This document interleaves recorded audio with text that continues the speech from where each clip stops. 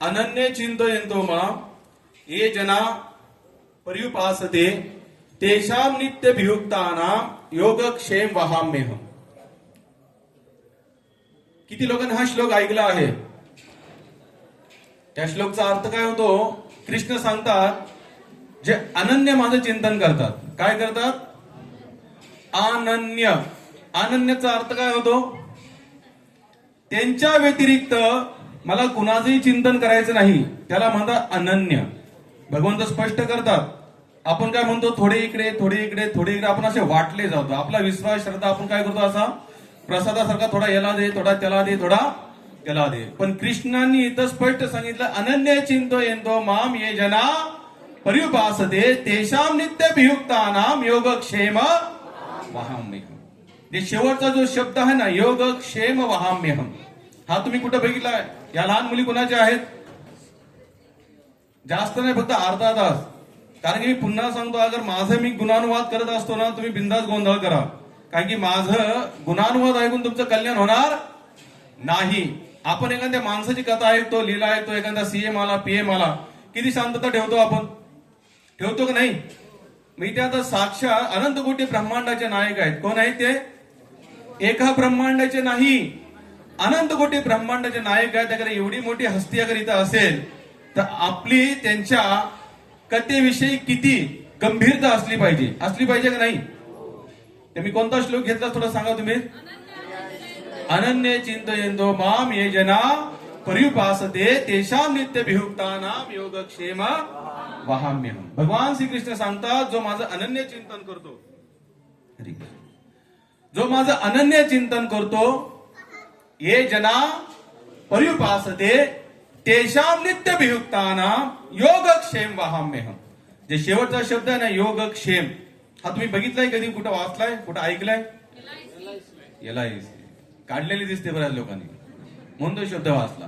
LICच्या खाली असे दोन हात आहे, खाली काय? योगक्षेम. म्हणजे भगवंत तुमचा सगळा भार उचलण्यासाठी तयार आहेत, पण त्याच्या आधी भगवंताने एक ऑप्शन दिलेलं आहे तुम्हाला, एक विषय दिलेला आहे, किंवा त्यांनी स्पष्ट सांगितलं की जो अनन्य.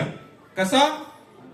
अनन्याचा अर्थ आहे त्याच्या व्यतिरिक्त माझा दुसरा कोणी नाही.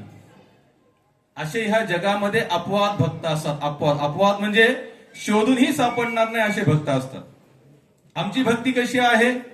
जसं आता ज्या भगवंताचा ज्या माताजींचे रोल केला, जी भगवान कृष्ण बनलेले अनेक भक्त त्यांच्याकडे आले आणि काय काय मागितलं, कोणी काय मागितलं.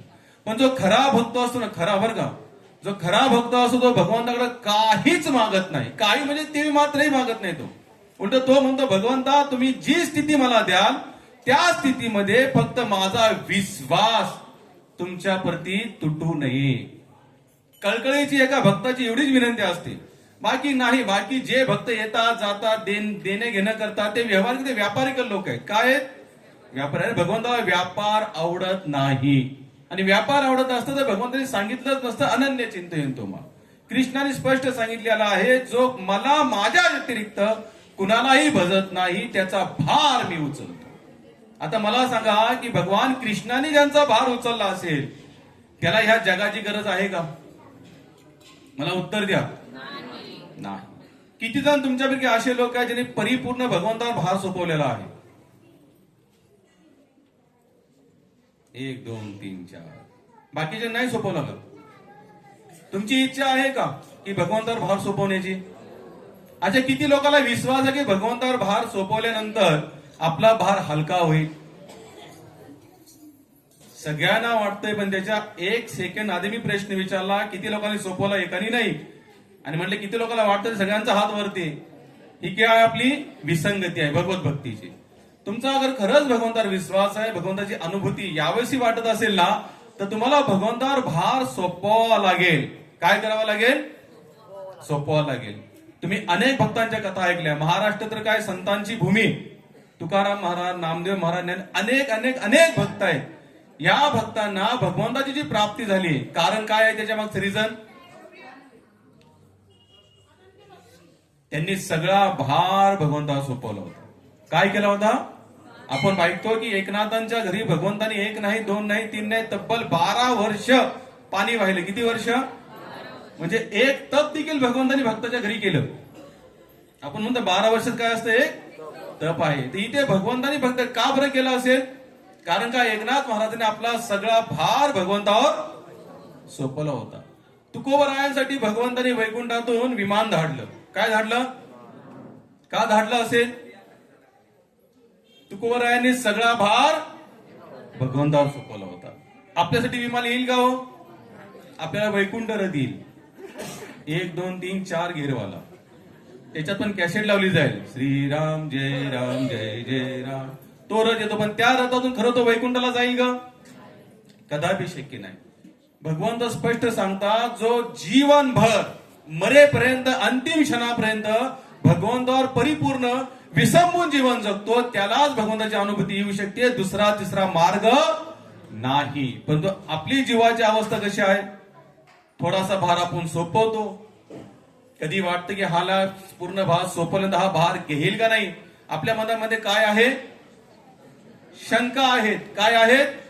शंका. आणि भगवंताला शंकावाले लोक आवडत नाहीत. ज्ञानेश्वर महाराज सांगता, संशयाविनी थोर आणि पाप नव्हे पै घोर. संशयापेक्षा मोठं पाप या जगात का बरं नाही?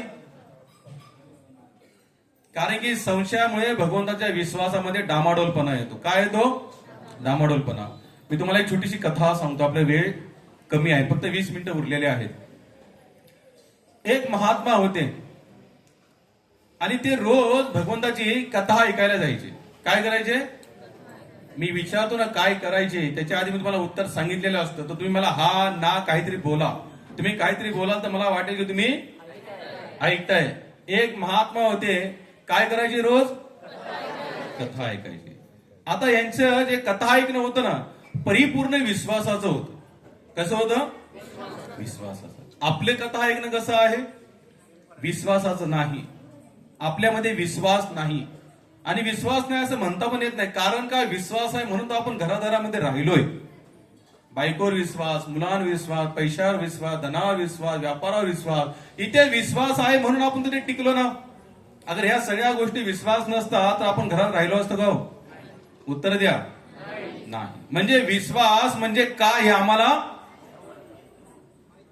माहिती आहे, परंतु भगवंतावर टाकायचा नाही. कारण का? आम्हाला भगवंतावरच विश्वास नाही. ह्याच्या विश्वास टाकल्यानंतर हा तारेल का नाही ही मनामध्ये शंका आहे.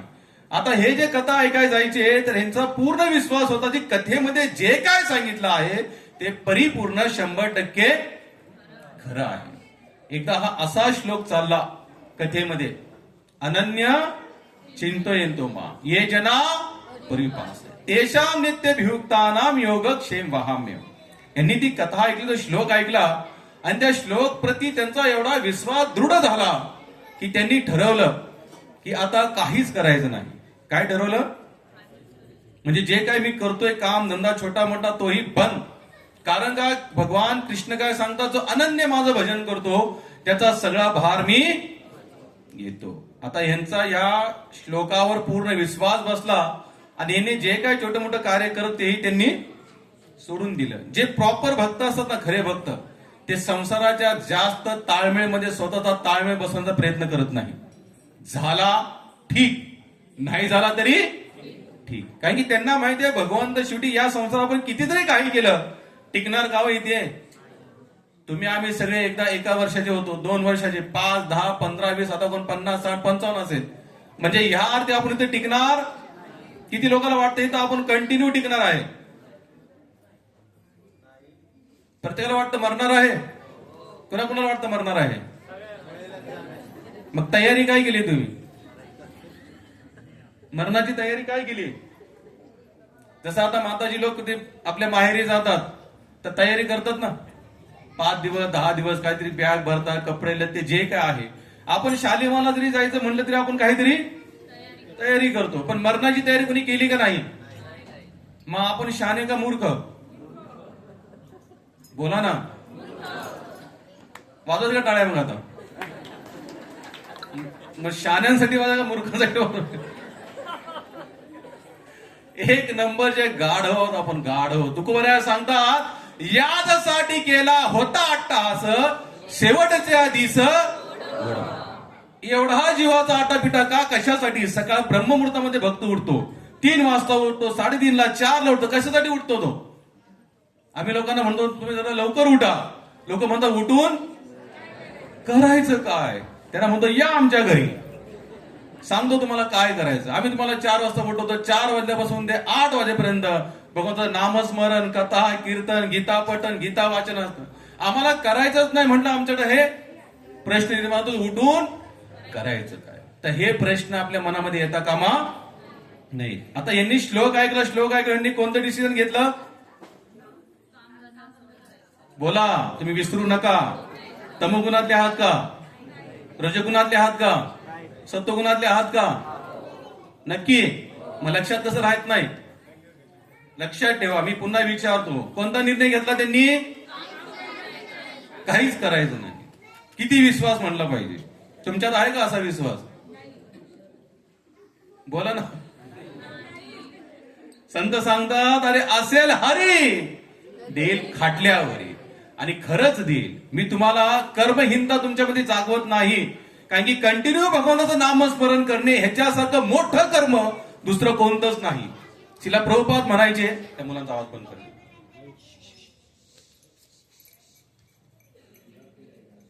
हरे कृष्णा कृष्णा कृष्णा हरे हरे, हरे राम राम राम. ज्यांनी ही संस्था स्थापन केली श्री भक्तिवेदांत स्वामी प्रभुपाद छान आपल्या उदाहरणामध्ये सांगायचे की एखाद्या व्यक्तीला सांगा हे 500 रुपये घे आणि रोज तू गाढवासारखी मेहनत कर, तुला हे 500 रुपये देतो. माणूस करायला तयार होईल. त्याला तुम्ही 1000 रुपये द्या, त्याला म्हण दिवसभर एका जागेला बसून नामस्मरण कर, तुम्हाला लिहून देतो. लोक तयार होणार नाही. कारण का आम्ही गाढव बनायला तयार आहे, पण भक्त बनायला नाही. मला सांगा, गाढव बनणं सोपं का भक्त बनणे? कोण कोण बनणार तुमच्यापैकी? दिवसभर नामस्मरण करणार? अहो इथे 12 नाही वाजल्या दर्शन नाही घेतलं तुम्ही घरी पळाल, थांबणार नाही इथे तुम्ही. आम्ही समजा 2 वाजेपर्यंत नाम कीर्तन केलं, 2 वाजेपर्यंत ही कथा चालली, तर किती लोक थांबतील इथे? डायरेक्ट 20% आला आमचा निर्णय. मगाशी मी विचारलं तर सगळ्यांच्या हात वरती आहे, आणि आता फक्त मी 2च तास वाढवले. किती? 12चे 2 केले. ते एकाचे हात वरती नाही. मोजके काय जे सत्संगी आहेत कंटिन्यू येणार त्यांच्या हात वरती. तर हा आमचा काय विश्वास? हा अशा विश्वासानं पुढे भाजली जाणार नाही. तुकोबऱ्या सांगतात, तू का म्हणे येथे लागितले जातीचे काम नव्हे वेड्या गबाळ्याचे. हे कुणाचंही काम नाही भक्ती करणं. परंतु कृष्ण सांगतात, अपिचेत सुधुराचारो भजते माम अनन्य भाग साधुरेव समंतव्य. अहो भगवंताने तुम्हाला एवढी मोठी लेवल दिली की तुम्ही कंटिन्यू भजन करत असाल तर त्या व्यक्तीला काय समजायला पाहिजे? साधू. आणि काय असं? अपिचेतुसु दुराचारी, म्हणजे सत्वगुणी नव्हे, साधू नव्हे, चांगला पण नव्हे. जो दुराचारी असेल पण भगवंताचं अनन्य भक्तिभावाने भजन करत असेल त्याला काय समजायला पाहिजे? साधू. हे भगवंताने एवढी मोठी संसारामध्ये अशी डिग्री कोण दिली का तुम्हाला? जो डिग्री तुम्हाला देईल तो डिग्री तुमची काढून. एकदा भगवंताने भक्त म्हणून डिग्री दिली तुम्हाला, ती कोणी काढू शकत नाही. कोणी किती जरी बोललं की याला नाही घ्यायचा, शक्य नाही. कारण की भगवंत स्वतंत्र आहे. ते स्वतःच्या मनाच्या मालिक आहे. ते निर्णय करू शकतात, निर्णय मोडू शकतात. आपण नाही करू शकत. आपण त्यांच्या अधीनस्थ आहोत. कोणता निर्णय घेतला त्या भक्ताने? काहीच करायचं नाही. ठरवलं, घरी आले आणि सांगता, हे बघ आजपासून मी काही करणार नाही. घरग्रस्ती होते ते. मग पत्नी म्हणते, काहीतरी करावं लागेल. नाही म्हणले, मी आताच एक श्लोक ऐकला. कोणता श्लोक ऐकला? अनन्य चिंतो माम ये जना पूर्वीपासते तेषां नित्यभियुक्तानां योगक्षेम वहाम्यहम्. ते म्हणतात, या श्लोकचा अर्थ आपल्या बायकोलाही सांगतात. म्हणतात, जो अनन्य भगवंताचं भजन करतो त्याचा सगळा भार भगवंत उचलतात. किती विश्वास म्हटला पाहिजे हा. एवढा विश्वास आपल्या देणं भरपूर अवघड आहे. ज्यांच्यात हा विश्वास आला त्यांचं 100% कल्याण झाल्याशिवाय राहणार नाही. पण त्या विश्वासानं चालून तरी बघा. तुकोबरायांना आपल्या जीवनामध्ये दुःख दिसलं. अरे 1 नाही, 2 नाही, 3 नाही, 400 एकर जमिनीचे मालक होते. किती?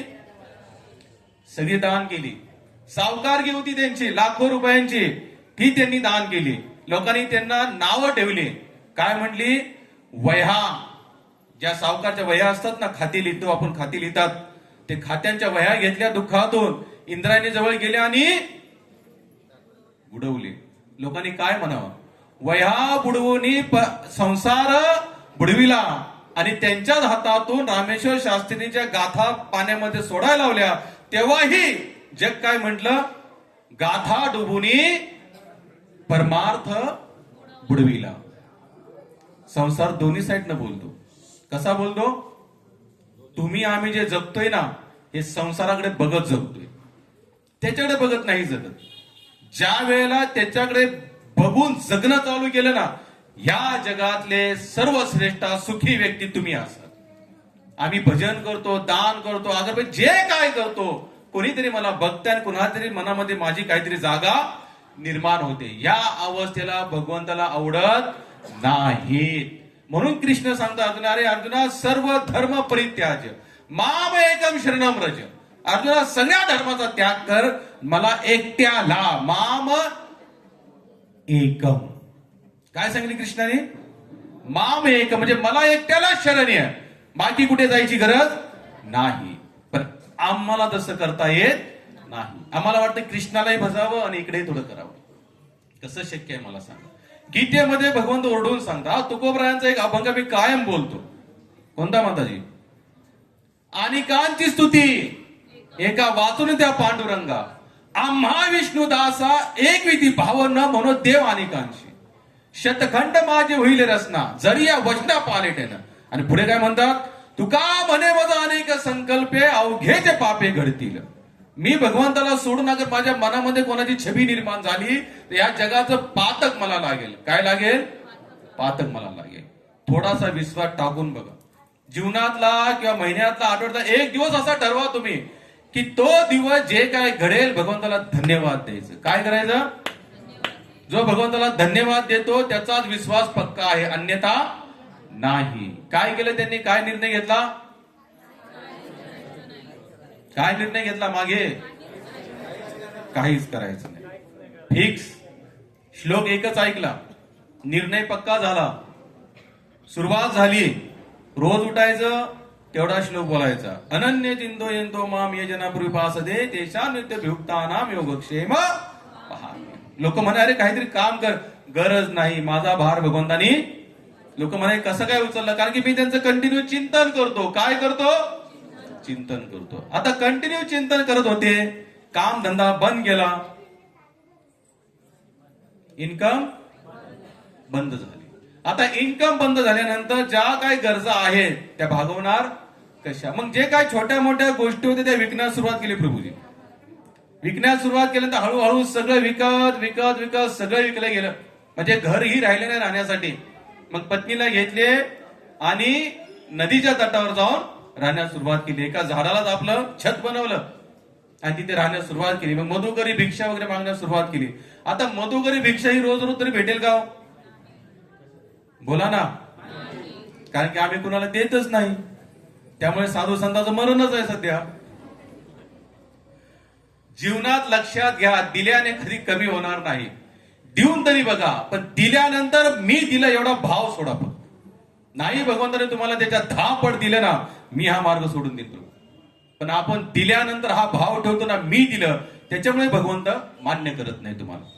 तुम्ही असं देऊन तरी बघा. एक महात्मा भागवतामध्ये कथा येते, एक राजा होते, असं दान करताना खाली बघायचे, दान घ्यायचे द्यायचे, दान घ्यायचे द्यायचे, पण एक नजर वरती करून बघत नव्हते. महात्माने विचारलं, महाराज तुम्ही राजा आहात, तुम्ही दान करता, तुम्ही स्वभावाने वरती बघू शकता. नाही नाही म्हणले, मला हा अहंकार येईल की मी देतो, मला तो अहंकार नकोय. पण आपल्यामध्ये तसं नाही. लोक म्हणतात आम्ही देऊन बघितलं, आम्ही भरपूर दान करून बघितलं. तुम्ही दान करून बघितलं म्हणून तुम्हाला ते रिटर्न भेटलं नाही. तुम्ही दान फक्त द्या आणि विषय संपवून टाका. नाही, अहो कृष्ण स्वतः सांगतात, जो कोणी माझ्याकडे येईल त्याचा सगळा भार मी घेईल. मग त्याला 10 रुपये दिल्यानंतर तो 100 रुपये देणार नाही का?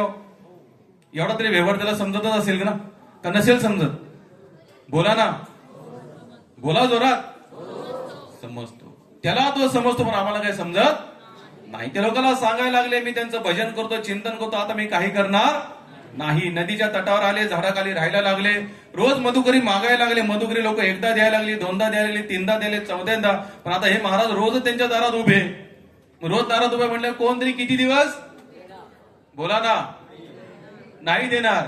अहो एक मुलगा वयामध्ये आल्यानंतर बाप स्वतः म्हणतो आता काहीतरी हातपाय हलवा. कारण का? कारण की संसाराचा नियम आहे, इथे कोणीही तुम्हाला निस्वार्थ भावनेतून प्रेम करणार नाही. एक मात्र भगवंत निस्वार्थ भावनेतून प्रेम करतात. पण आमचा विश्वास काय त्यांच्यावर नाही. लोकांनी मधुकरी द्यायची ही बंद केली. शेवटी पत्नी म्हणत्यावर आता तरी काय करा, आता तरी सुधरा, आता तरी डोळे उघडा, काहीतरी हातपाय हलवा, काहीतरी काम धंदा करा, 2 पैसे येतील, आपली घरगृहस्थी पुन्हा चालेल. पण महाराजांचा एवढा विश्वास होता, बिलकुल नाही म्हणले. कारण का? मी त्यांचं अनन्य चिंतन करत आहे. कसं करत आहे? अनन्य. पुन्हा ह्या शब्दाला फोड करून बघा, अनन्य. ह्याच्या व्यतिरिक्त दुसरा कोणी नाही, त्याला म्हणतात अनन्य चिंतन. एकदा 2, 3, 4, 5 दिवस झाले मधुकरीचा एक तुकडाही भेटला नाही. आता जेव्हा पोटाला कळ लागती ना, कुठे? पोटाला कळ लागल्यानंतर थोडा थोडा विश्वास डामाडोल होतो. पण एखादा निश्चयात्मक व्यक्ती असा असतो, मृत्यूला कवटाळतो पण नियमाला मागे सरत नाही. तुकोबरा असे म्हणत नाही ते लागेल जातीचे. ज्याच्याकडे ही ताकद आहे, पॉवर आहे, त्याच्यासाठी भगवंत त्याच्या मागे आहे. पण तेवढ्या ताकदीने त्याला विश्वास समर्पण आपलं कंटिन्यू टिकलं पाहिजे. प्रभुपाद म्हणायचे या मार्गात येणं सोपं आहे, टिकणं अवघड आहे. मी एवढे यात्रा काढतो, लाखानं लोक येतात, परंतु ते फक्त येतात. गर्दी झाली फक्त धामाला, तीर्थस्थानाला काय झालं? फक्त गर्दी आहे. कारण की सगळ्या सुविधा भेटतात, गाडी आहे, हॉटेल आहे, एसी आहे, सगळं आहे. विश्वास नाही तिथे. काय नाही? विश्वास नाही. अहो त्या तीर्थस्थानात देखील आम्हाला थोडासा सुविधांचा अभाव झाला तर आम्ही डायरेक्ट त्या भगवंतालाच 2 शब्द ऐकवतो. का? आम्हाला काय झाला? सुविधा नाही भेटल्या. हे भगवत प्रेम आपलं. अरे सुदामा आयुष्यभर मागून काढलं बिचाराने. लोकांनी फोर्स केल्यानंतर सुदामा गेला, तरी देखील मागितलं नाही दारात जाऊन. पण याला म्हणायचा विश्वास. विश्वास होता की तो देईल मला. का नाही देणार? मागण्यासाठी गेलते. कशासाठी सुदामा? का पाठवलं त्यांना त्यांच्याकडे? पण भक्तीचा रस होता हृदयामध्ये, विश्वासाचं बळ होतं. म्हटले नाही मागायचं. म्हटले 3 लोकांचा राजा, त्याला एवढं समजत नाही का मला काय पाहिजे म्हणून. पण आम्ही 1000 वेळा एकच रट लावतो, दे दे दे. किती भीक मंगी आपण. अरे जन्म दिला, सगळ्या गोष्टी दिल्या, हातपाय दिले, डोळे दिले, कान दिले, एवढी पूर्ण प्रकृतीचा आनंद घेण्या एवढं चांगलं शरीर दिलं, तरी अजून तिथेच त्यालाही लाज वाटत असेल. याला एवढं देऊन पण हा पुन्हा याची झोळी रिकामी. मागू नका त्याच्याकडे काय, फक्त विश्वास टाका. आज 4-5 दिवस झाले काय भेटेना. मग शेवटी ह्यांच्या मनात पण थोडीशी शंका आली. आता शंका आल्यानंतर काय होतं माणूस? मी असे अनेक लोक बघितले ज्यांच्या घरामध्ये थोडं उतल पुतल होतं. काय होतं? संसाराचा नेम काय? इथं स्थिरता आहे का? हो, शरीराची स्थिरता आहे का? आता इथं तुम्ही आम्ही बसलो एक 17-18 वर्षामध्ये आपण किती गोंडच दिसत असो, आहे का नाही? आज कसे दिसतो आपण? काय गोंडस आहेत अजून पण. म्हणजे गोंडसातून पुढे आले ते कसे दिसतात आज? आजी कशा दिसता तुम्ही आरशात? गोंडस दिसता का? इथं स्थिरता नाही. संसाराच्या प्रकृती मला मान्य करा, इथे एकसारखी स्थिती कोणाचीच राहिली नाही. कोणाचीच. ना भगवान कृष्णांची राहिली, ना भगवान रामाची राहिली. अरे भगवंत असून त्यांची स्थिती एकसारखी नाही तर आपली राहील का? मग का बरं आपण विचलित व्हावं? कृष्ण होते ते काहीही करू शकत होते का नाही? बोला ना. काही करू शकत होते. त्यांचा जन्म कुठे झाला?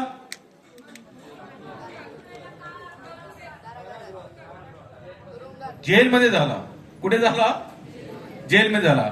त्यांनी ठरवलं असतं तर ते कुठेही एखाद्या चांगल्या जागेला जन्म, पण त्यांनी बघितलं नाही, हा प्रकृतीचा नियम आहे. माझ्या आई वडिलांना जेल झालेली आहे, वसुदेव देवकी जेलमध्ये आहेत आणि मला इथेच प्रकट व्हावं लागेल. भगवान रामचंद्राचा उद्या राज्याभिषेक आणि आज खुर्ची बदलली एका रात्रीमध्ये. भगवंत तो विषय बदलू शकत होते का नाही?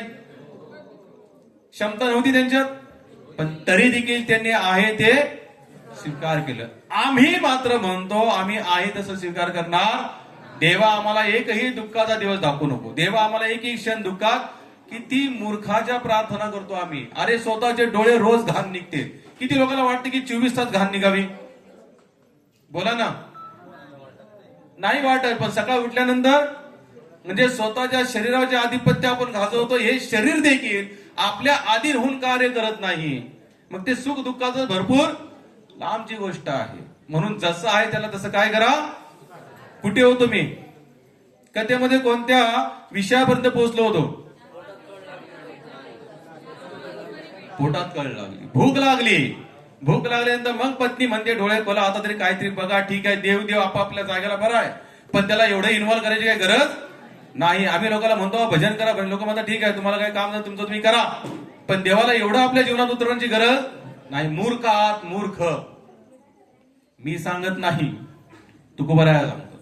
भगवान कृष्ण तुम्ही गीता वाचा. बुद्धिहीन आणि बुद्धिमान कृष्णाने दोन्ही लोकांचं वर्णन केलेलं आहे. कृष्ण सांगतात जो माझ्या विश्वासावर जीवन जगतो त्याच्यासारखा बुद्धिमान दुसरा कोणी नाही, आणि जो माझ्या विश्वास टाकत नाही, स्वबळावर विश्वास टाकतो त्याच्यासारखा मूर्ख कोणी नाही. कुणाला वाटत असेल मी मूर्ख म्हणतो, बिलकुल नाही. हे त्यांनी मेन्शन केलेलं आहे. आणि विश्वास नसेल तर तुम्ही वाचू शकता, शोधू शकता, तुम्हाला लगेच सापडेल. पत्नीने असं बोलल्यानंतर यांच्या मनात शंका झाली. भगवद्गीता घेतली आणि भगवद्गीता घेतल्यानंतर त्यातला जो श्लोक होता ना, अनन्य चिंतयन्तो माम ये जना पर्युपासते तेषां नित्यभियुक्तानां योगक्षेम, त्या श्लोकवर त्यांनी शाई घेतली आणि शाई लावली. म्हटलं हा श्लोक काय खोटा आहे. काय आहे? खोटा आहे. आता असं केल्यानंतर ते गंगेच्या किनारे होते. त्यावेळेला भगवंत काय करतात, भक्ताची परीक्षा घेतात. आणि त्याचा विश्वास तुटत असेल ना तर लगेच भगवंत काहीतरी लीला पण करतात. भगवंताची एवढी दया आहे की हे अनुभव आम्हाला कंटिन्यू येत आहे, येत राहतात. विश्वास टाकून बघा, तुम्हालाही प्रत्येक दिवशी अनुभवची प्रचिती नक्की. काय केलं त्यांनी? बोला ना. शाई घेतली आणि तो श्लोक पुसला. पुसल्यानंतर ते भगवंताने एका बालकाचं रूप धारण केलं आणि आपल्या डोक्यावर गाठोडं घेतलं.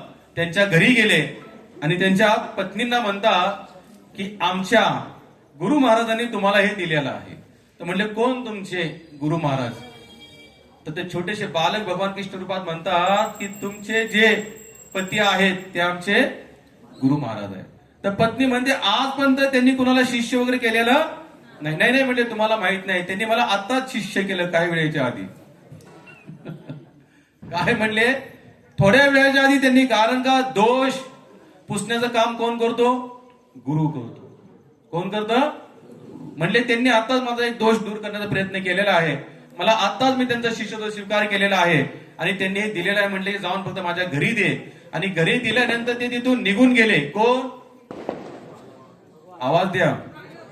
भगवान कृष्ण. पत्नीने गाठोडं खोललं तर त्या गाठोड्यामध्ये सगळे धन दौलतीने भरलेलं गाठोडं होतं. सोनं चांदी नाणं. म्हणजे एका क्षणात भगवंतानी दारिद्र्य काय केलं? दूर केलं. आणि ते बालक स्वरूप असणारे भगवंत निघून गेले. हे आमचे महात्मा आले. आल्यानंतर पत्नी म्हणते अहो तुम्ही जेवढ्या छोट्या बालकाला इथे पाठवून दिलं, एवढं मोठं गाठोड दिलं, आणि मी बघितलं त्याच्या गालावर काहीतरी मला अशा 4 चापटी दिसल्या. काय दिसल्या? 4 चापटी. आणि मी त्याला विचारलं, म्हणजे तुझ्या गाला हे ओन कसले आहेत, वळ कसले उठलेले आहेत?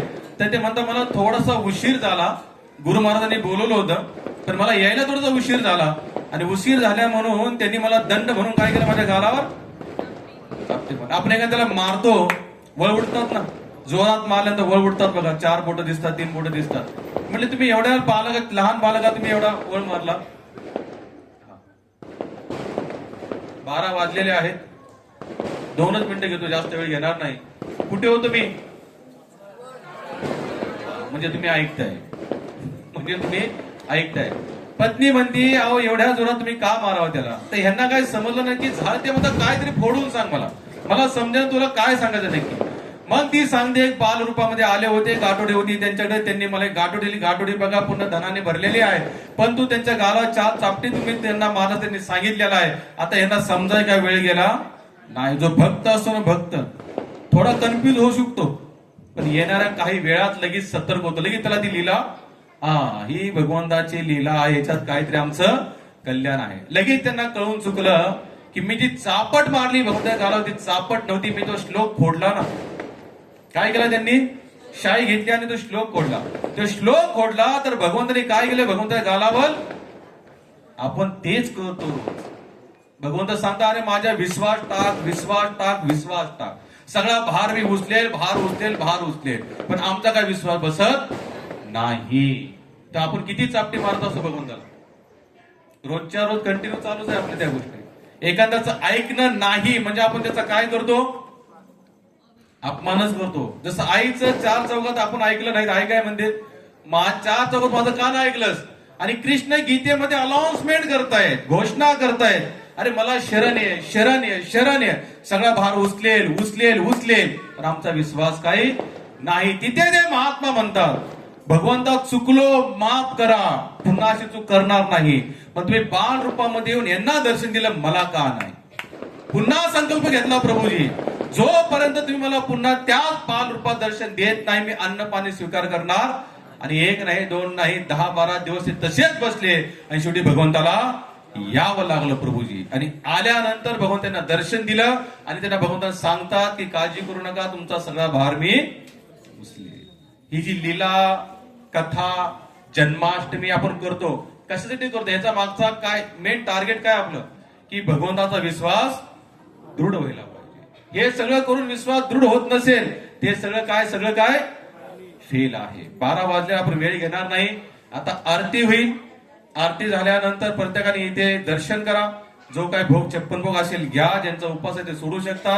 ज्यांनी कोणी मथुरा वृंदावनच्या नियमाने उपास उद्या धरणार असतील त्यांनी तो प्रसाद तसाच घ्या, ठेवा आणि परवा दिवशी ते घेऊ शकतात. दुसरी गोष्ट सांगतो, अगर तुमच्या, आता मला सांगा, तुम्हाला हा छान वाटला का कार्यक्रम? किती लोकांना चांगला वाटला?